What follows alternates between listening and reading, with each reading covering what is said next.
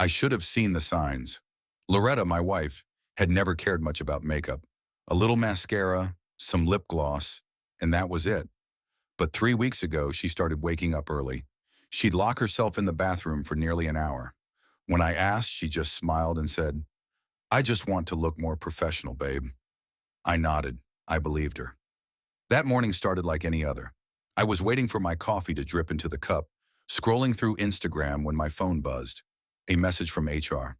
"Mr. Bryce, please come in early. We need to discuss something urgently." No reason, no details, just a cold, blunt message. I thought, it must be about the management position I've been eyeing. I kissed Loretta before leaving. She didn't look up, her eyes glued to her phone. She just said, "Okay, go ahead." The meeting room that morning was as cold as a courtroom. Inside were the HR manager, Braden, my direct boss, and someone from the executive team. Their faces said it all. Fake sympathy, all heads lowered. Then the HR woman spoke. "You've been accused by several female employees of inappropriate behavior, creating a toxic environment." I was stunned. I couldn't believe what I was hearing. Me, the quietest guy in the office, the one who only interacts with the tech team and leaves on time every day? And now I'm being accused of harassment? They read through the events, detailed enough to raise suspicion, but completely fabricated. I wanted to argue, but deep down, I knew everything had probably already been set up. I walked out of the office, my hands trembling as I packed up my desk. When I got to the ground floor, 2 security guards silently followed me. I didn't say a word. In my head, the pieces clicked into place with each clink I heard. The whispers during breaks I never understood. The looks of avoidance when I walked into the meeting room. And now Loretta, she was putting on more makeup than ever before. I called her on the way home. No answer. I opened the bank app. The joint account was empty. $43,000 gone. The transaction had been made yesterday, transferred to some strange account. When I got home, she was folding clothes. "It takes a while, doesn't it?" she said, not even looking at me. "I thought you'd be here earlier." "Loretta, what's going on?" She laughed. Not a laugh of joy, but one that made you want to puke. "I've been planning this for months," she interrupted. I was speechless. "You mean the accusations?" "I was the one who wrote the first report," she cut in. "Braden's good at acting, isn't he? He knows how to go the distance. Unlike some useless guy like you." I froze. Braden, my boss. The guy who'd been sitting across from me for 6 months. The man planning to marry my wife. "Why?" I whispered. "Because you're a failure. You've been stuck in the same dead-end job for 5 years, never moving up. You don't take risks, you don't dream. You're not a man anymore." Loretta walked away. She'd told my parents everything. Well, the story she wanted them to believe. When I called, my dad's voice was colder than an answering machine. "You've disappointed us. A real man would never let things get like this." My mom just cried. No questions, no listening, just tears. And me? I just laughed. Not because it was funny, but because I knew I had just hit rock bottom. And from here, there was nowhere lower to go. That night I slept in my car, in the Walmart parking lot, my arm wrapped around a torn bag. Inside it was everything I had at that moment.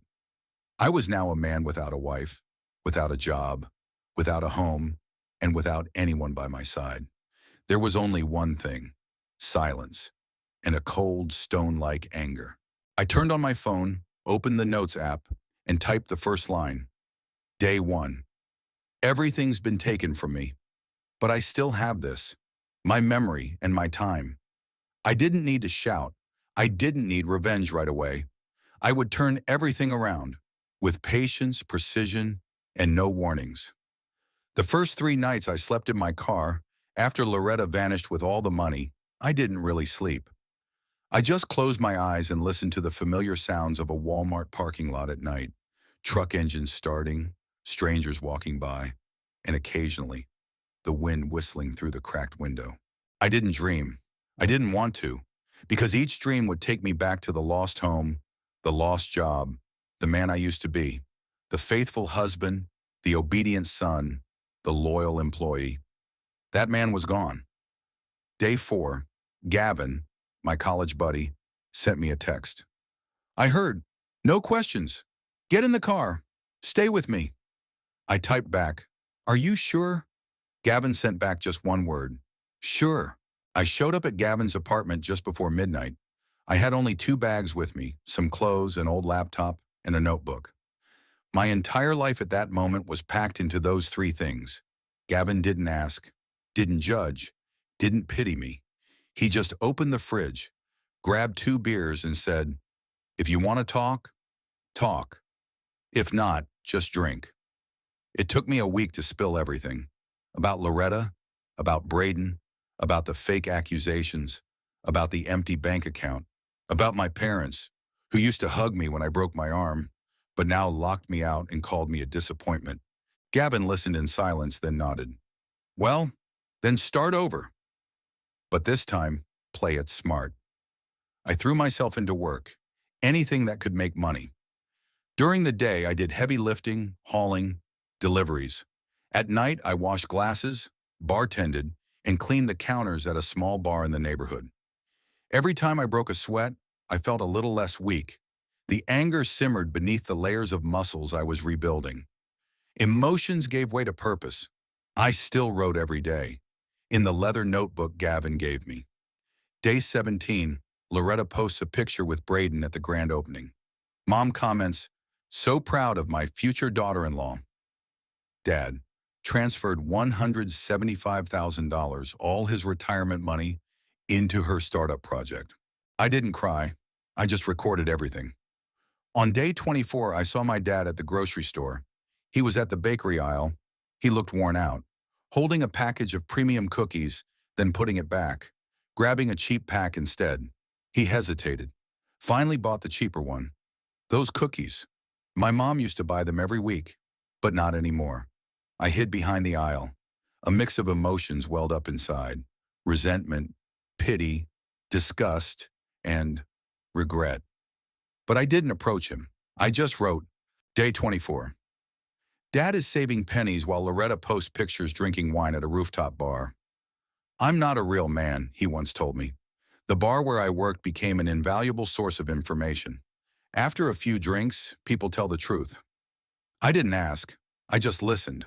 And what I heard was, Braden had run this same game at his old company.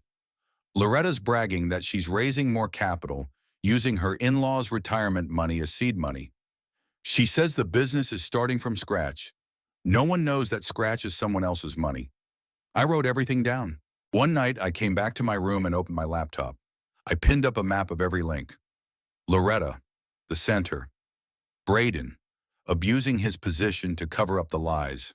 My parents, manipulated, blindly investing.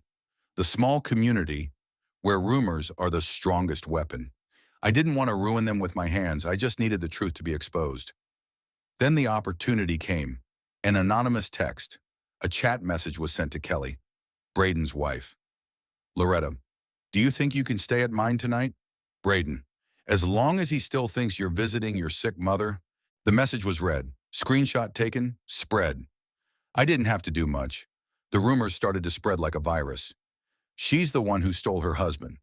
Remember when they fired Bryce? It might have been a trap. Money for the boutique, all stolen funds. The small community, like a marketplace, and all I had to do was post a flyer and watch. On Friday afternoon, Loretta called me 7 times. I didn't pick up. At 8:12 p.m., the first text came, you can't do this to me. You're ruining my future. I just stared, didn't reply. At 8:37 p.m., Braden left me. He says I'm the reason everything fell apart. I put my phone down, standing behind the bar, wiping down the glass, listening to the soft jazz floating through the air. The bar was busy tonight. I smiled. The storm didn't start with me. I just sent a spark. The real fire starter was the suspicious gaze of the community. It was the whispers. I heard she's been stealing from the investment funds. It was the cold stares from customers. I'll buy somewhere else. This place doesn't feel clean. Braden lost everything in just 3 weeks. Kelly, his wife, filed for divorce. taking their two kids. The local church where he had once led services asked him to step down from all activities. The management at his former company, where he had reapplied, suddenly closed the interview process. Braden called me. It was 1 a.m., right after my shift. His voice shook, like he didn't dare to take a deep breath. "What the hell did you do, Bryce?" "I just told the truth about what you did. I've lost everything. My family, my career. You won, all right? I don't need to win. I just needed the truth to be heard." Then I hung up. Didn't wait for his response. As for Loretta, she appeared in the local news. A boutique she had opened less than 2 months ago now had a sign saying, "Temporarily closed for restructuring." I didn't need to destroy anything. People pulled out when the rumors spread. The small-town residents didn't want to buy expensive dresses from someone rumored to have stolen her ex-husband's money and slept with her boss. My mom, who once didn't even want to look at me, left a voicemail. "Bryce, I know. I trusted the wrong person. Could you please call me back?" I saved the message, not because I wanted to forgive her, but because I needed to remember how they had turned their backs on me. The day they rejected me when I was at my lowest was the day I learned the biggest lesson. Family isn't always a place where everyone is allowed to stay forever. 3 days later, I saw my dad standing by the side of the road, his hands trembling as he held a flyer that read, "House for sale, urgent financial reasons." He didn't see me, but I saw the lines on his forehead, the lost look in his eyes as a young family asked about the price of the house. I walked on, lightly, as if I had never existed in their lives. But in my heart, there was no weight. I felt at peace. Loretta sent an email, 870 words long. I counted them. She wrote about the pain of being abandoned by the whole town, of losing everyone's trust, and how her parents scolded her for bringing the whole family into this mess. I know I was wrong, but you didn't have to make me a joke. I closed the email and didn't reply. That evening, I walked past Loretta's old store. The large window was covered with frosted decals. The sign had been taken down. Inside, everything was empty. Only a few mannequins stood alone like mute witnesses to a dream that had died. I stood there for 32 seconds. Then I pulled out my phone and took a picture. Not to post, but just to capture the most peaceful moment of my life. Braden eventually disappeared from town. Loretta moved in with her parents. My parents called 12 more times. No one held on to the same pride they once had. I didn't tell anyone I was going to the auction. I wore an old shirt, faded jeans, and a gray baseball cap. No one recognized me. I walked in like any other curious neighbor, someone there just to watch how the once famous family's assets were now being sold off. The house at 53, the place where I grew up, where my dad taught me how to change a light bulb, where my mom used to lay out cookies on a porcelain plate. Now it was put up for sale like a clearance item. I stood silently at the back of the room. They were seated behind me, my mom's hand clutching my dad's shirt, his eyes vacant. When the auctioneer called out the starting price, no one raised their hand. I was the first. My dad turned around. His eyes squinted as if he couldn't believe it. I stayed still, holding up my bidding paddle, not blinking. When the auctioneer called, "Third and final call, sold." I nodded, quietly signed the paperwork. My parents couldn't stay silent any longer. They followed me out to the parking lot. "Bryce, you can't do this. This is our house." I turned back. My eyes were no longer filled with anger, just the coldness of someone who had been waiting for this moment for 2 years. "No, Mom, it's mine. From now on." My dad stepped forward, his voice still trying to hold on to the authority of a father. "We can work this out, share it, start over." I smiled, calmly, just like how he had spoken to me on the phone 2 years ago. A real man doesn't beg. I repeated those words exactly, without changing a thing. My dad froze. My mom began sobbing uncontrollably. "We're family. Bryce." I looked her straight in the eyes. "A family doesn't abandon its son when he falls." I didn't raise my voice. I didn't threaten. I just walked away, leaving them in the parking lot, just like how I was left on the doorstep of their house all those years ago. The following week, I rented out the house to a young couple. The husband was a delivery driver, the wife a nurse. They had 3 kids, a dog, and dreams of having a small garden. I know this was once a family's home, the husband said. We'll take care of it. I nodded. It's fine. It needs a new family. I lowered the rent by almost 20% from the market value. Not because I was kind, it was just, I wanted them to see another family living happily in a place they once called their legacy. My mom drove by there 6 times on the first day. The security cameras caught each visit. She sat in the car, staring through the window. Sometimes she cried. Other times she just gripped the steering wheel tightly. I didn't go outside. Didn't need to. On a quiet weekend at a small coffee shop, I heard that Loretta was working at the old bar where I used to wash dishes. She applied the day you quit. Daryl, the bar owner, winked. Irony, huh? That evening, I went with my girlfriend Sarah to try the new dishes. I had no intention of running into Loretta, but life has a way of being coldly arranged. She was the one who brought our drinks to the table. The tray trembled slightly when she realized it was me. Her voice faltered. What would you like to have? I didn't look up. I just stared at the menu. 1 order of ribs, add a salad, water.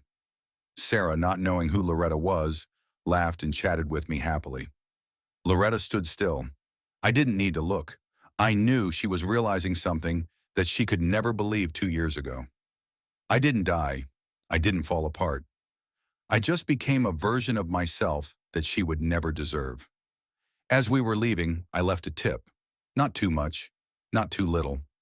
Just enough to remind Loretta of one thing. I used to do this job. Now it's your turn. Now I'm sitting on the balcony of my new apartment, a cup of coffee in hand, the soft morning sun shining into my eyes. Sarah, my girlfriend, is inside brewing tea. She's humming a tune I don't recognize. Everything is peaceful. No one ever knows that I lost everything. No one looks at me and sees the man who was betrayed, framed, slept in his car, and was abandoned by his own parents. Now I'm just a regular guy. I have a stable job, a healthy relationship, and a heart no longer controlled by past wounds. But I still remember. I remember the first night sleeping in my car. I remember the way Loretta smiled when she saw me broken. I remember my dad's voice, cold as steel, when he said, "A real man doesn't beg." I remember dialing the phone, intending to call someone, then hanging up. I remember scraping together pennies just to buy a loaf of bread. I remember Gavin's eyes, the first person to open the door for me. No questions, no pity. I remember, and I write it down. The leather notebook I still keep, now filled with words. It's no longer the notes of someone seeking revenge. It's the record of a survivor. Loretta is still waiting tables. I don't go to that bar anymore. Not because I'm afraid of running into her, but because there's nothing left to care about. Braden disappeared from town. People say he's staying at his sister's place. No one mentions him anymore. No one regrets it. My parents moved in with my aunt. They don't call anymore. I didn't block their numbers. I just don't pick up. I listen to the old voicemail from my mom. Bryce, we're family. Whenever I feel myself softening, then I remind myself, no, family is the ones who stay when you fall apart, not the ones who come back when they do.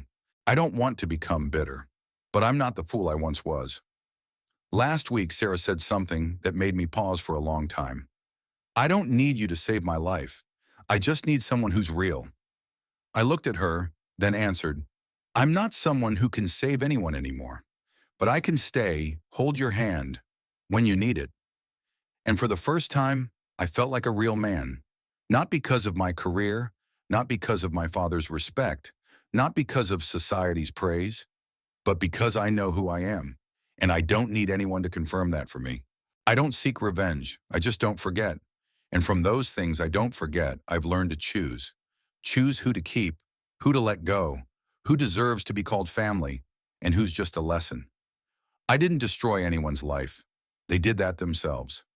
I just stood still, watching everything fall into place. A new family now lives in my parents' old house. They send pictures every month, showing off their little garden, the freshly painted yellow wall, and the new rose bushes they planted. Thank you for giving us a fresh start, the husband wrote. I nodded, didn't reply. But inside there was a soft click, like the final door closing.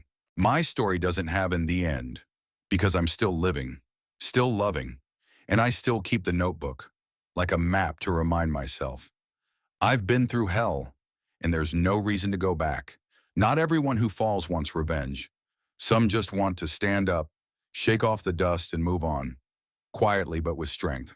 If you've ever been abandoned, been called useless, or thought you had no value, remember this. The only one who defines your worth is you. If this story resonates with something in you, share it, subscribe to the channel, and leave a comment below. Maybe your voice is the light for someone else lost in the dark. Thank you for listening. I'll see you in the next story. Goodbye.